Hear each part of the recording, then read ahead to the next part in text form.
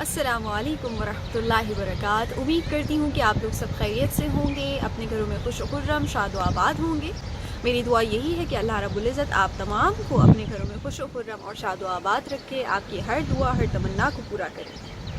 آج جس موضوع کے ساتھ آپ کے سامنے حاضر ہوئی ہوں بہت اہم موضوع ہے اور اس کی ہمیں اشد ضرورت ہے، اس پر عمل کرنا بھی بہت ضروری ہے، کیونکہ ہمارے نبی حضرت محمد مصطفیٰ صلی اللہ علیہ وآلہ وسلم کا یہی طریقہ کار اور آپ کا یہی شعار رہا ہے۔ اور وہ موضوع کیا ہے؟ وہ موضوع ہے سخاوت۔ آقا علیہ الصلوۃ والسلام کے ذات عالیہ کے ہر ادا سے بے شمار درس ہمیں ملا کرتے ہیں، زندگی گزارنے کے طریقہ کار ہمیں معلوم ہوا کرتے ہیں۔ حدیث مبارکہ کے تحت یہ بات پتہ چلتی ہے کہ آقا علیہ الصلوۃ والسلام جتنا سخی تو دنیا میں کوئی ہے ہی نہیں۔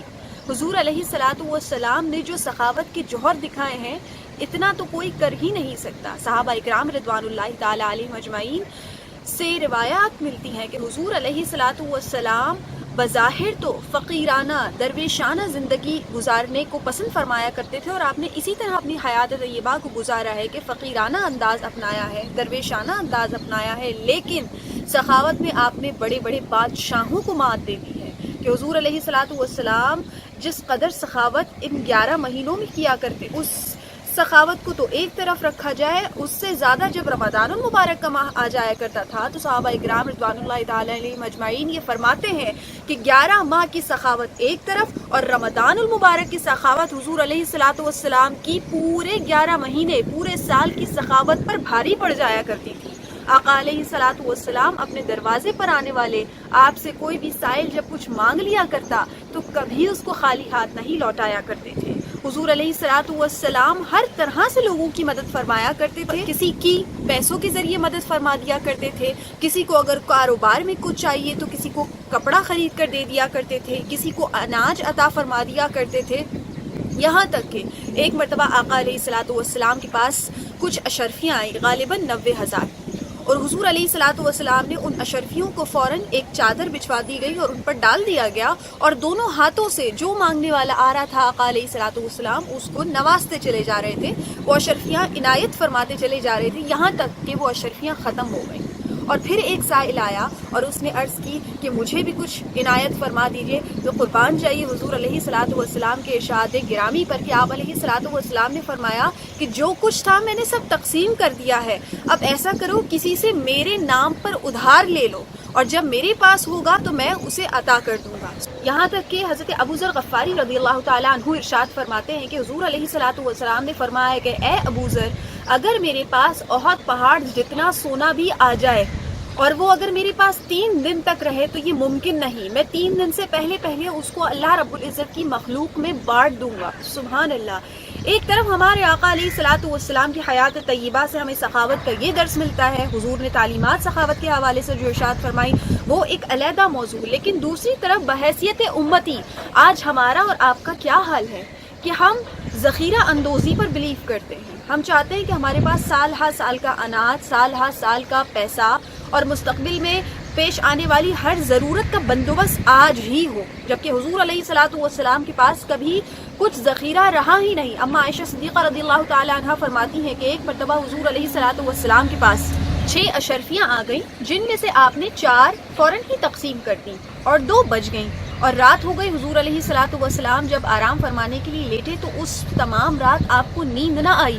اما عائشہ صدیقہ فرماتی ہیں کہ یا رسول اللہ، کس چیز نے آپ کو نیند سے دور رکھا ہوا ہے؟ تو آقا علیہ الصلوۃ والسلام نے فرمایا کہ عائشہ، وہ جو 2 اشرفیاں بچ گئی ہیں انہوں نے مجھے فکر میں ڈالا ہوا ہے۔ تو اما عائشہ صدیقہ عرض کرتی ہیں کہ یا رسول اللہ، آپ پریشان نہ ہوں، صبح ہو تو اس کو خیرات کر دیجیے گا۔ تو حضور نے کیا فرمایا؟ ناظرین، حضور فرماتے ہیں، حضور علیہ الصلوۃ والسلام نے فرمایا کہ عائشہ، کیا معلوم صبح ہو یا نہ ہو، صبح نصیب ہو یا نہ ہو۔ اللہ اکبر۔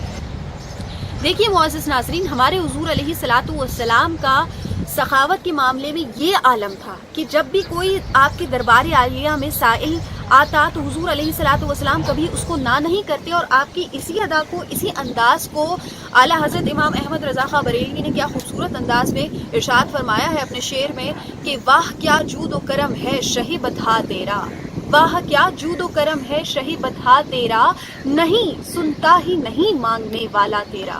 حضور علیہ الصلوۃ والسلام کی بارگاہ سے جب جو مانگا جائے حضور اسے عطا فرما دیا کرتے ہیں۔ اب آپ کی حیات طیبہ سے، آپ کی اس خوبصورت عادت سے، سخاوت کی عادت سے ہمیں کیا درس ملتا ہے عزیزان من؟ ہمیں بھی سخاوت کی اس راہ کو اپنانا چاہیے، اس روش کو اپنانا چاہیے، اور ضروری نہیں ہے کہ سخاوت کا اظہار صرف مال و دولت دے کر ہی کیا جائے۔ بہت ساری خوبیوں سے اللہ رب العزت نے آپ کو نوازا ہوا ہے، بہت ساری کوالٹیز ہیں آپ کے اندر۔ کوئی ہنرمند ہے تو وہ اپنا ہنر کسی دوسرے کو سکھا کر اس طرح سخی بن سکتا ہے۔ کسی کے پاس مال و دولت ہے اور وہ کسی ضرورت مند کو دیکھ رہا ہے تو وہ مال و دولت سے اس کی مدد کر کے سخی بن سکتا ہے۔ کسی کے پاس علم کی دولت ہے تو وہ ان لوگوں میں بانٹ کر سخاوت کا اظہار کر سکتا ہے۔ سخاوت کا بہت طریقوں سے اظہار کیا جا سکتا ہے، سخاوت کا جو یہ درس ہے بہت طریقوں سے دیا جا سکتا ہے، کئی انداز سے لوگوں کی مدد کر کے اپنی سخاوت کو جو ہے وہ ظاہر کیا جا سکتا ہے۔ اللہ رب العزت سے یہی دعا ہے کہ رب تبارک و تعالی ہمیں اور آپ کو سب کو عمل خیر کرنے کی توفیق عطا فرمائے، اور آقا علیہ الصلوۃ والسلام کی حیات طیبہ میں سے کوئی ایک عادت بھی اگر ہم اپنا لیں تو یہی عادت ہمارے لیے ذریعہ نجات بنے گی، اس دنیا میں بھی اور اس دنیا کے بعد جتنے جہاں ہیں ان جہانوں میں بھی۔ تو اللہ رب العزت سے یہی دعا ہے کہ پروردگار عالم ہم تمام کے مالوں میں اتنی برکتیں عطا فرمائے کہ ہم مال سے بھی، ہنر سے بھی، علم سے بھی، دیگر صلاحیتوں سے بھی سخاوت کا اظہار کر سکیں، سخی ہونے کی کوشش کر سکیں۔ اللہ رب العزت میرا اور آپ کا سب کا حامی و ناصر ہو۔ اپنا بہت خیال رکھیے گا۔ میری بات اگر اچھی لگی ہو تو اس ویڈیو کو زیادہ سے زیادہ شیئر کیجیے گا، اور میرے یوٹیوب چینل کو ضرور سبسکرائب کر دیجیے گا، اور بیل آئیکن کے بٹن کو بھی پریس کر دیجیے گا۔ اللہ رب العزت آپ تمام کا حامی و ناصر ہو۔ انشاءاللہ پھر کسی اچھے موضوع کے ساتھ آپ کے سامنے حاضر خدمت ہوں گی، تب تک کے لیے مجھے اجازت دیجیے۔ فی امان اللہ۔